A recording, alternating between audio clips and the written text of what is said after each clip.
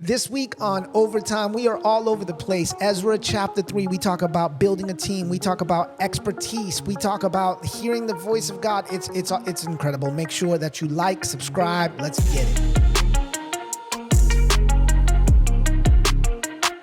Welcome to Center City Overtime, a weekly podcast where we take a little more time to dive into Sunday's message and, while it's the fall, to dive into the Panthers football schedule. Go Panthers. Because if you weren't watching last week, Pastor John you're trying to earn your place in the fandom? Yeah, Is that what you would say? Yeah, I figured that that's the best approach here is that I would submit application and then they would accept me. Yeah. That's the goal. Yeah, you're being harder on yourself. I guess other people were harder on you because I was like, we'll take you. But here we are. What'd you think about the game Monday night? Well, seeing that we're recording this before the game, I'm going to predict a win. That's good. We're playing at home against the Saints. I'm trying to remember how well the Saints looked this year. They got a new quarterback themselves, so my guess is that offense is going to take a little while to gel. Our offense is taking a little while to gel. So maybe Bryce Young feeds off the crowd, and I'm going to say 3-point win. I like it. I like it.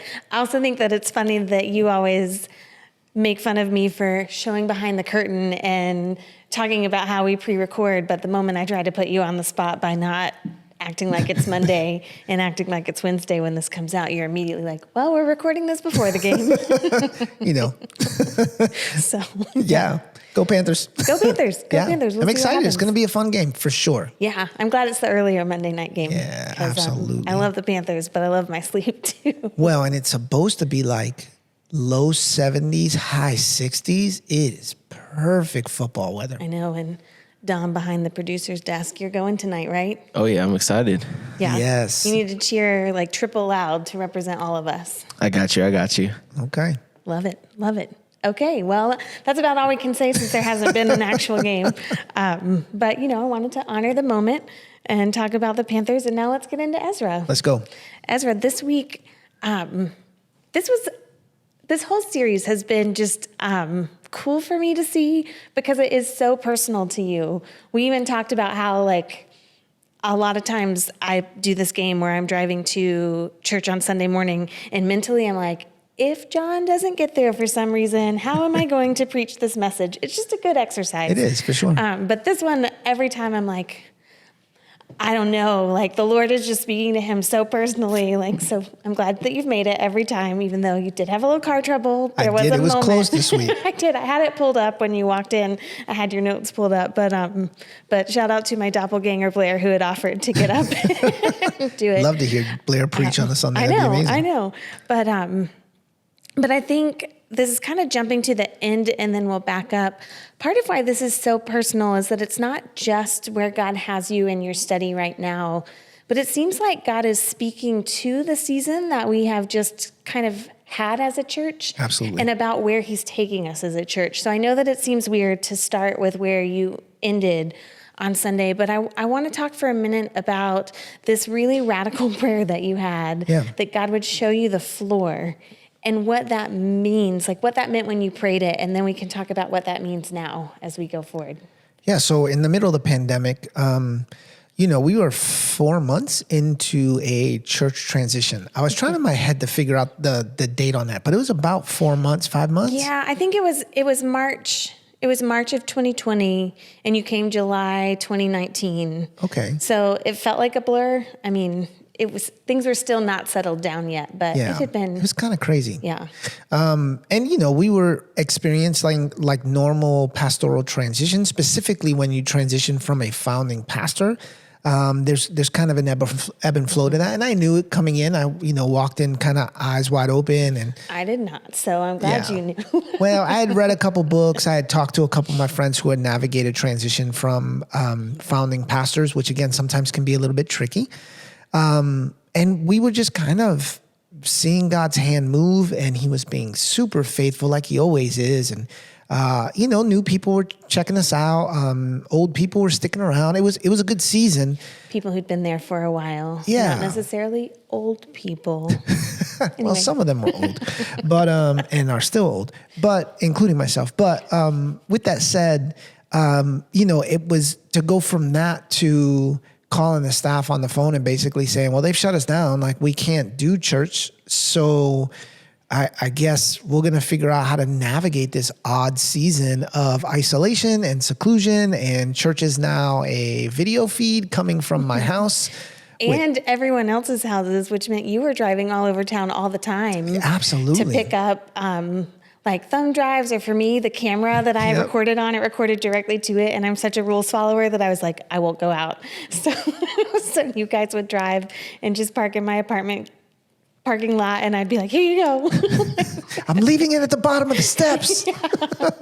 Yeah, it was a little bit of a crazy season. And then, even as things started lightening up a little bit, and we were like visiting from time to time, like creating like family gifts and dropping them off on people's doorsteps, just to let you know. Mobile lobbies. Yeah. That was a lot of fun, where we were meeting in different parts of the city.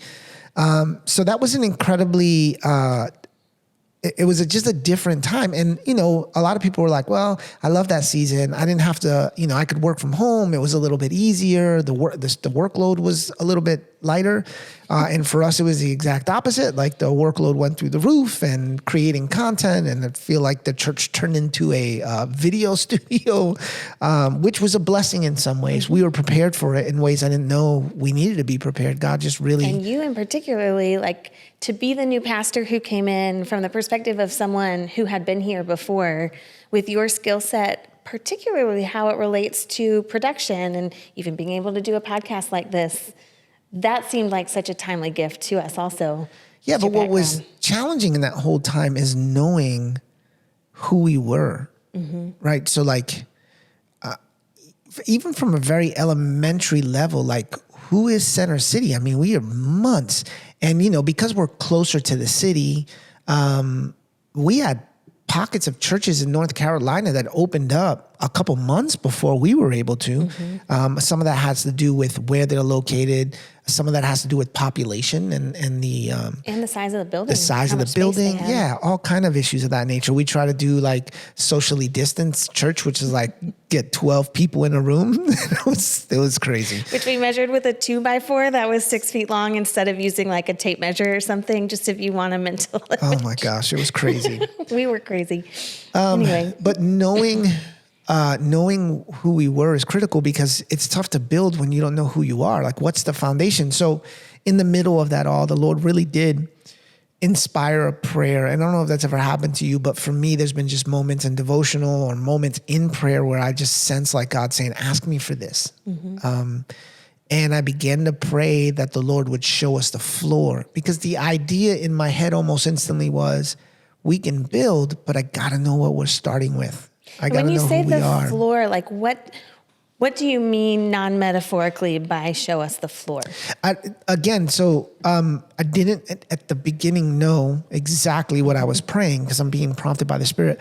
But within a couple weeks, really, it just became, show me who's foundational. Like, who are the people? Now, in the church context, we are not a building. I've said that a million times. But even within the scope of what we're doing next. So you design programming around people. You never design people around programming. That's weird. So you design programming around people. You design, kind of how you're ministering to people. If you don't know who the people are, how are you ministering to them? So for me, in a really practical sense, like, who are you surrounding us with to lay down this foundation so those people become the foundation of what God wants to build? And so many of those of that season, so many of my prayers were, who are you calling to come together? What does that look like? Because even from a really practical place of like, how do you minister to people if you don't know who's connected?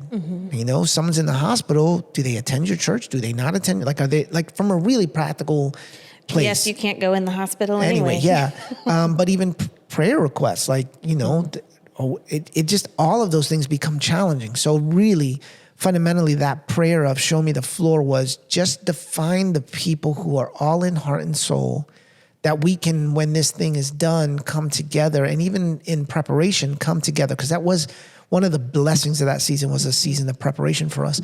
But once we figured out where the foundation is, then we can start building. And I'm really excited about like the last several months since stepping out of the pandemic, we really have had a season of building. The Lord's been faithful. And a lot of it's because that foundation has been solidified. We found the floor and now we're building. Yeah, I love that. And I wanted to start there just because I think it's a good picture of what God is teaching us through the book of Ezra. So we find ourselves this week in Ezra 3, right?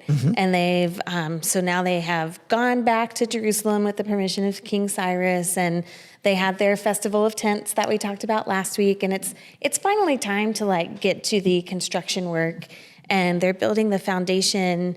And yet so much of what Ezra talks about in that book, I think that it's Ezra, but what the book of Ezra talks about is the people that were doing the work versus like not the specs of this is exactly how it happened.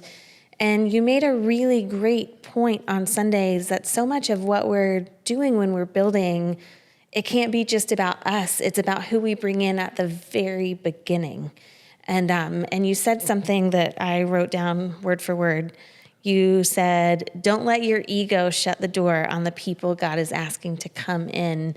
And I just thought I would ask you a little bit about how you see that happening kind of as a trend, and then how we can recognize when our ego might be getting in the way and put it aside to be able to invite people along. Yeah, I do think it's interesting that we are 3 chapters into this book named Ezra and we haven't seen him yet, which I love, absolutely love. But with that said, like, I've just been around people where what God has placed in them is so personal, which I understand. It's so personal. It's something so deep that we have a hard time submitting to the idea that God would use anybody but us to build. And I've even worked with some people where that control mechanism with him. So Hey, John, you don't have to call me out on the podcast. I would never do that. I would never do that. I do have this tendency, though. Yeah. God is speaking to me through you. Oh, good. There is a tendency to get so intimately connected to what he's building or stirring in you to build that we feel like then it becomes all about us. And often what ends up happening is God stirring leads to me putting my hand to the plow to the point I'm not allowing anybody else to do anything, because somehow now I'm finding my value in the thing God's calling me to build versus the God who's called me to build. Whew. So when we've placed our value on the thing God's called us to build and we forgot the God who called us for the build, a couple things happen. First of all, our pride and ego begins to infect the plan. Now it's got to look a way that's acceptable to me. And there's times where God's calling you to build something that has nothing to do with you, right? I heard it from a preacher, and it's been a life motto of mine. He did a whole message, and at the end, he made this statement. Shout out Joe Phillips. I love this statement. He said this, and I loved it. I've kept it ever since. He said, my goal here isn't that you would remember my name, but you would remember the God who sent me. And really, when we're building with that mentality, the hope is that this thing points people to Jesus. Whose name is on the plaque on the side of a building, I could care less. Like that doesn't. But when you're so intimately connected and your pride and ego gets in the way, one of the things that happen you have to be careful of is you can ruin the plans of God by injecting too much of yourself in his plans.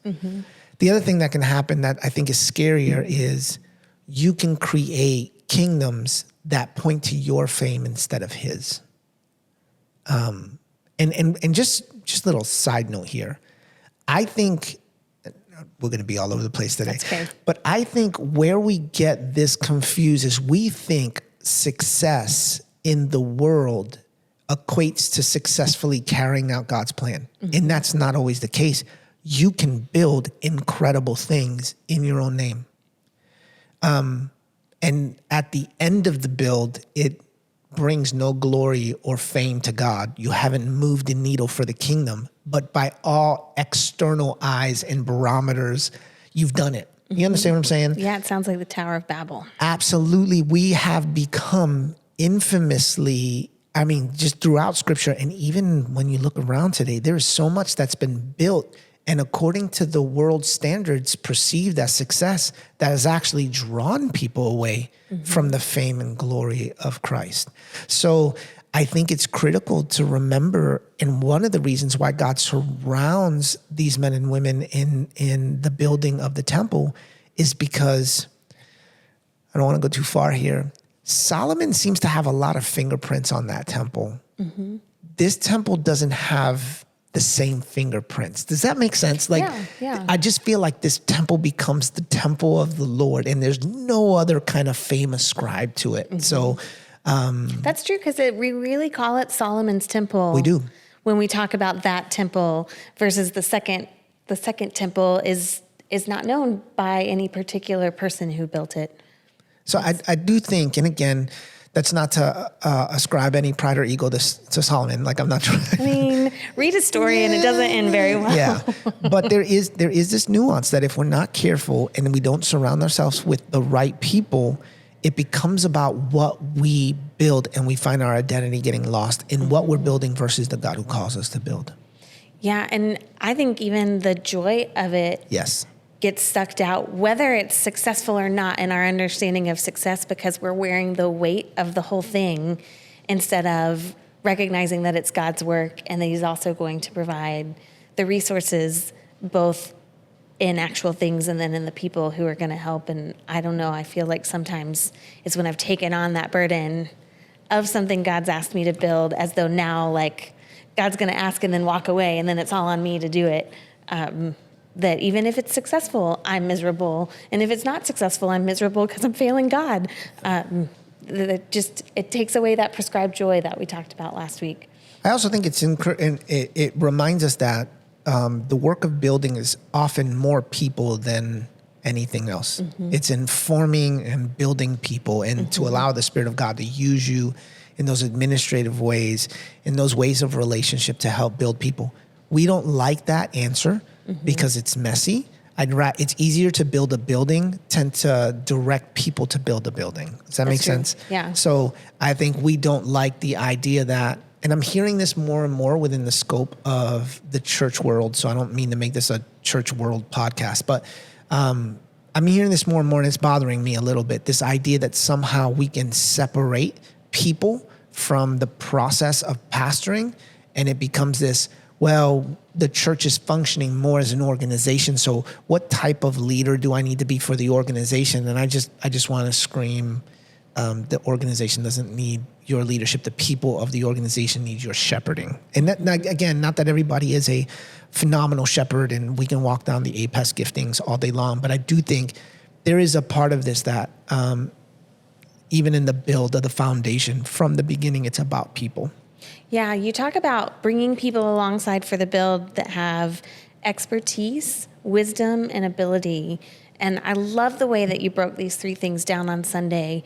But I guess I have two questions kind of related to this. The first is, for those people in a building season, particularly if they are not necessarily younger, but it's a new venture that they're stepping out into, how do you actually go about finding people with expertise, wisdom, and ability to come alongside you on that team? So mentors need to be sought out. You don't trip on mentors. That's not how that works. And often, I think churches get it wrong sometimes where they communicate this idea. I do love the idea, like, hey, find the mentee.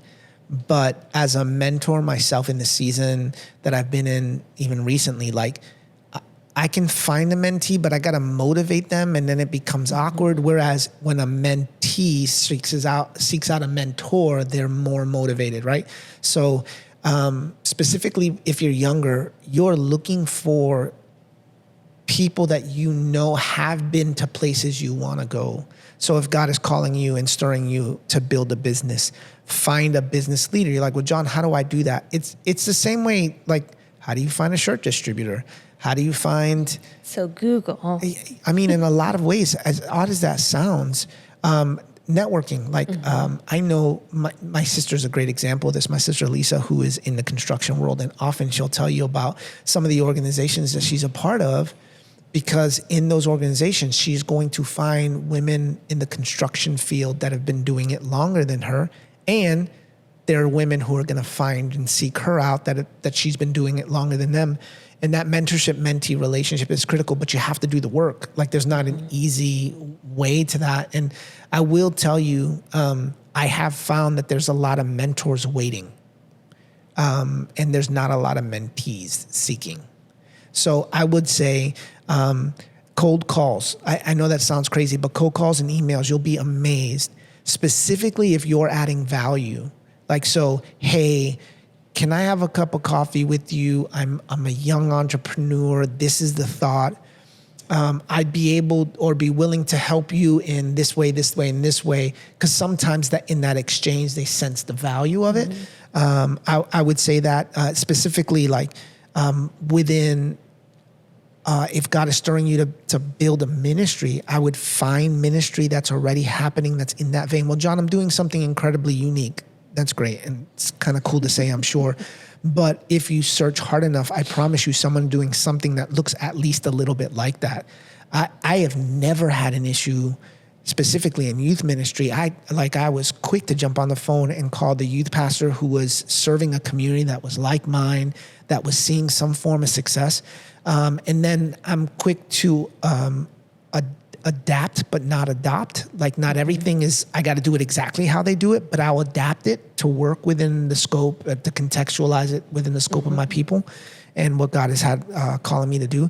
So yeah, I do think mentorship is critical. There's been mentors in every season of my life. There's mentors in my life right now. I know you've probably heard this name over and over on this podcast, but Mike Fields is a that's not who I was thinking you were going to say. Yeah. I was waiting for Billy Cole. No, that was, and he still in a lot of ways is, but even then, I need mentors that I can have a cup of coffee with within 20 minutes of where I live. Like that's a huge deal to me. So Mike Fields is a huge mentor of mine. Rick Ross, I'll make a phone call, helps me with my bars. Just kidding. Rick Ross, mine. Superintendent, just a phenomenal man of faith and has been a mentor in my life for years. So even this week, gave Rick a call. Last week, gave Mike a call. There is not an expectation, by the way, that these guys call me. Now they do because they love me and I love them, but there's not an expectation of that. One of the biggest mentors in my life is Frank Canador. And me and Frank are on the phone 2 times a week, 3 times a week sometimes. But there's never a part of me that feels like I'm waiting on Frank to call. If I need Frank, it's on me as a mentee to pursue the mentor. Yeah, and I would say I've had cold call situations where I never heard back. Yeah. And then times where people have been overwhelmingly available and like even someone that I set up a phone call with a couple weeks ago who's not necessarily like in my program at seminary, but much further along in ministry experience. We had our conversation, answered all of my questions, and then I just got a book in the mail that was like, hey, I thought that you would enjoy this, which is obviously while I'm in semester, I don't have time to read a book. So I was like, I'll read it in January. But yeah, so I would also say don't be discouraged if you try once or twice and no one hears back, but just keep going because there are times that people will hear and respond, and God's usually in the mix of that, making sure that you're connected with the right Well, listen, people. If you're having a hard time hearing the word no now, wait for the build because you're going to hear the word no quite a bit. You got to kind of grow comfortable with it. Now, the next question I have to ask about that I was thinking about Sunday as you spoke was, I usually stay pretty practical in my thoughts, and I was like, well, God can't be calling every single person at the same time to be the one who's orchestrating this big build and then bringing people alongside them. I think we do all have dreams and purpose that God puts in our heart, but what would you say to someone who is maybe in a season where the focus of what they're doing is going to be one of these people who comes along with that skill or that expertise to support a vision that God has put on someone else? What does that look like in the context of the build? I think you'll be surprised for a lot of people. It seems very similar. So the stirring in my heart may be to build this big thing. The stirring in that other person's heart that God's kind of partnered with may be to build that specific thing. So if you think of it in scope of a building, my sister Lisa introduced me to the guy who actually builds or manages the building of the site. And he said something was amazing this week. He said, if you have questions about the bill, see Lisa. And what he was talking about is financial. If you have questions about the building, see me. So they're building the same thing, but God stirred them up uniquely to handle two different things within the same thing. So when I consider the kingdom of God here in Charlotte and what God is doing in Center City specifically, I've heard already 2 or 3 people that were like, man, God is doing this in me. And another person say, man, God is doing this in me.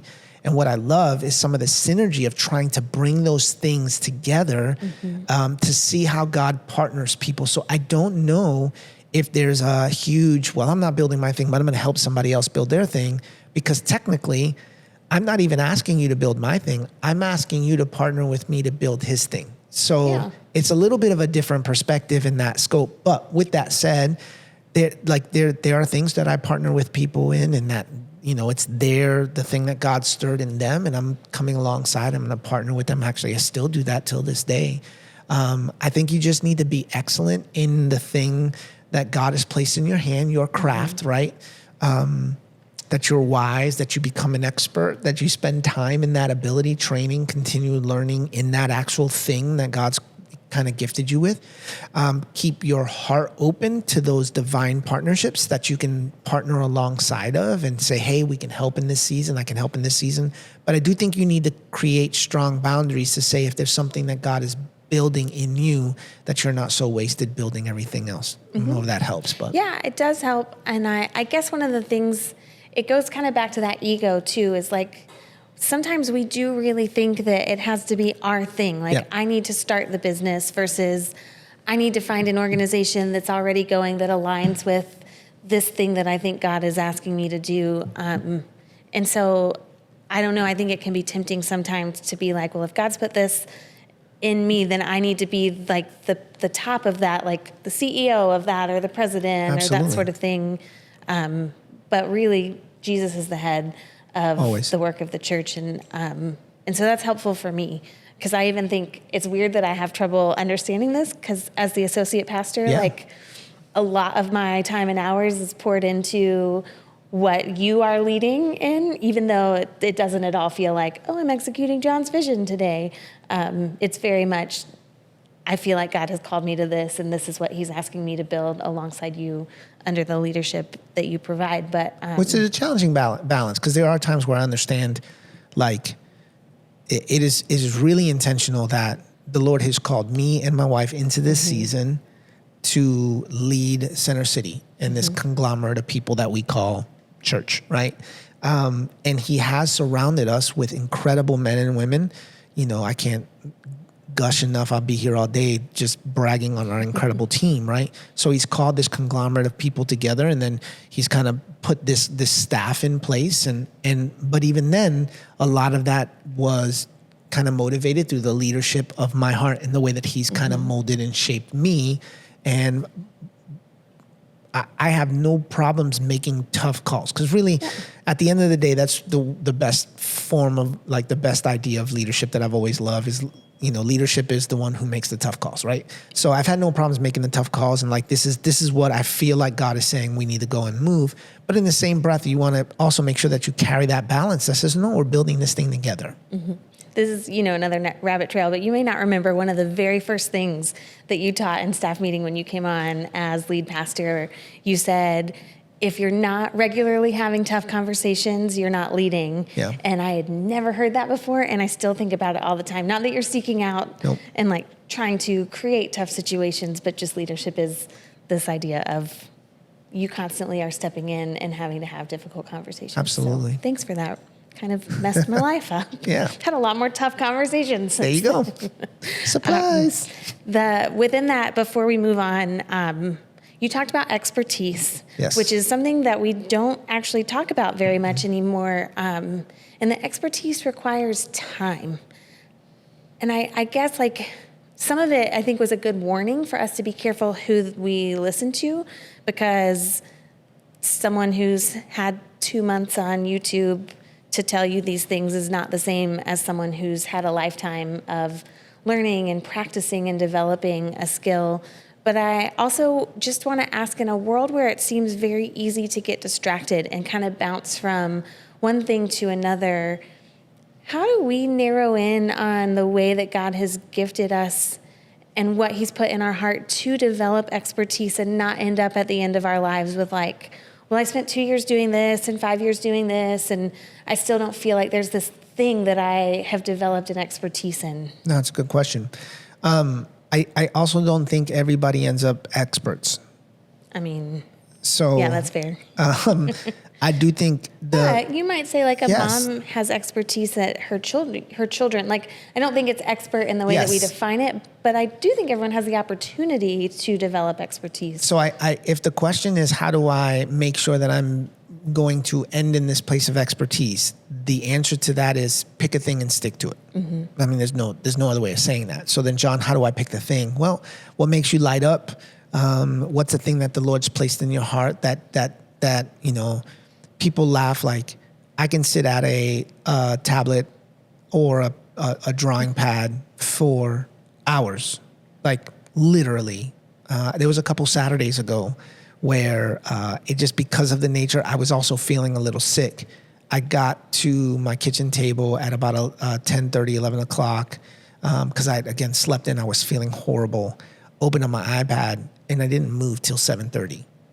Now, what else did you do? Nothing. I literally just sat there and drew like the whole time. That's just a part of me. And then there's other things that I do that you know I've worked at a long time, and I don't say that Yeah. I'm an expert at it by any stretch, but I have hours. It does. What's the thing that you feel like God that brings you the most life? I will also say that doesn't always mean it's the easiest thing that you do. There's times where that's a hard thing that you have to keep working at and keep working at and keep working at. I think the temptation, though, is if I'm not good at it in 2 weeks, I'm done. And as Dom, the producer, knows, even when it comes to things like video editing and graphic design, something that he started kind of playing with like when you were 18, right? Yeah. So what are you now? How old are you now?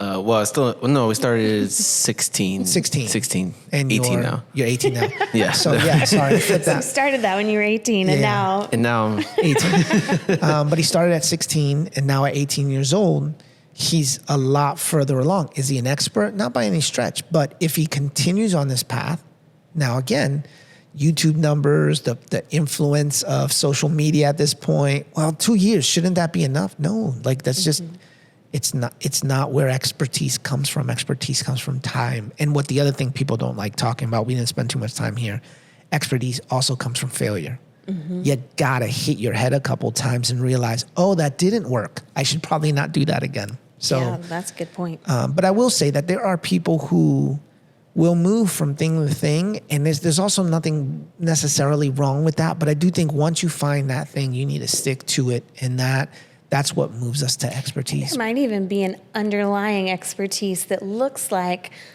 I'm working for XYZ companies, but then you realize like, oh, there's kind of this this string of how I function on every team that I'm a part of. Or Yes. that. So I'm not necessarily Yes. meaning that you're No, going to be you're totally an expert right. at each skill the way that we just immediately think of skills. But I do think even if you're changing careers, Yep. there still might be things that God is developing in you. And if you put in that effort, they can become expertise because you're like, oh, Yeah, I think my fear though is in our current day climate, we just don't give time. So like I was listening to a guy or the we other day. fail once and think that that means that must not be our thing versus what can I learn from this to keep going? Yeah. So there was a guy online the other day that caught my attention because he's deconstruction, a word that we love using. And he actually became kind of internet famous for his deconstruction. And he's 24 months away from his big declaration of, I'm not sure about this Jesus thing. And 24 months later, he's like, I might not be totally sold that I'm right. Jesus may be and I instantly was like, this guy is apologizing because it's taken him 2 years to figure something out.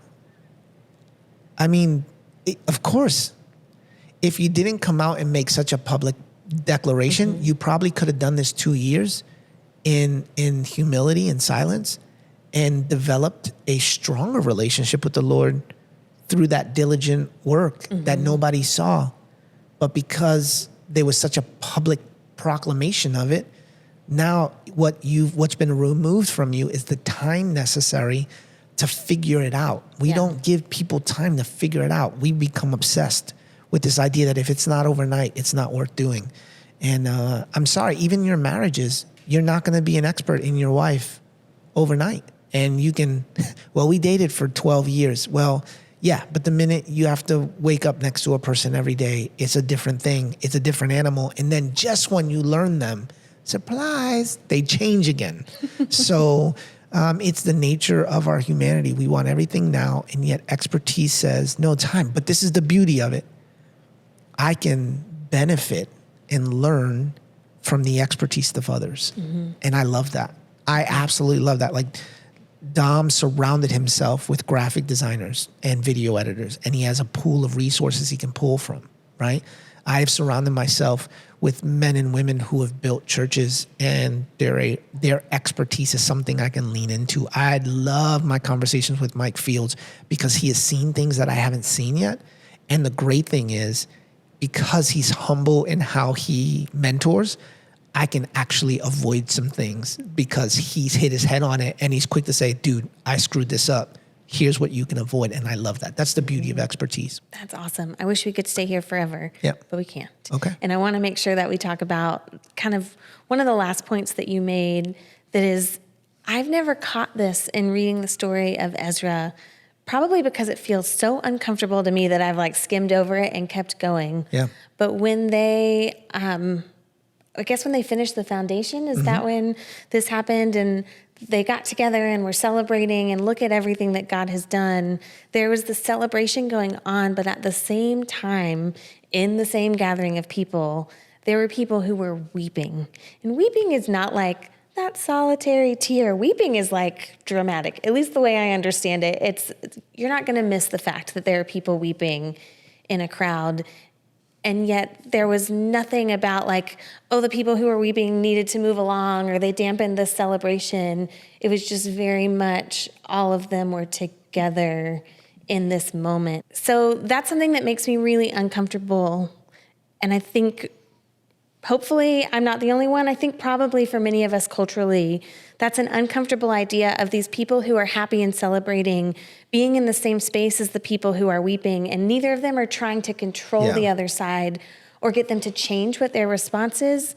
And so I wondered if you could just kind of talk through what that looks like a little bit, because we're not at a lot of building dedications unless we're your sister Lisa, where this sort of exact event happens. And yet I think there's a lot we can learn from the way that they celebrate.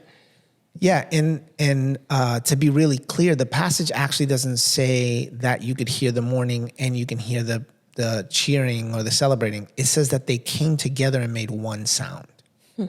So there was a unison, there's a sense of unity, even though they had different feelings. So here is what I've learned over the last several seasons of my life. Every time there's change, there's people who are mourning. The problem is, again, in our culture, mourning is looked upon as they don't have vision, right? Like, oh, they just don't see it. They just don't see it. They don't see the good things that God's doing. Or they're not on board. They're not on board. They're being disloyal. And because it requires people skills, because it requires peopling, because it requires, to some degree, shepherding, we try to outcast the mourning, right? Like, we don't need them no more. In this story, it's really particular who the mourning people are. So they're mourning because they saw the glory of Solomon's temple, and now they're seeing this new temple, and it doesn't compare. Matter of fact, in Haggai, the writer actually comments and says, if you've seen Solomon's temple, it's actually understandable, right? Specifically because, again, I think we feel like we're building something, and in the building, in order to build this thing, we have to destroy yesterday, right? Like, we got to move forward, and in order to move forward, we have to torch yesterday. And I just think that's bad theology across the board. I think it's bad practice. I think there's a way that you can celebrate yesterday and move forward into tomorrow, and you're still going to have people that once they recognize the change, it's not what I'm accustomed to, it's not what I'm comfortable with. Sometimes they'll mourn because their weeping is a sign that they don't like what you've changed. Sometimes the weeping is a sign that they don't like who you've become in the change, because often what we're building changes us too, right? And in both cases, I think Romans would tell us if they're weeping, then our job is to weep alongside them. And if they're celebrating, our job is to celebrate alongside them, right?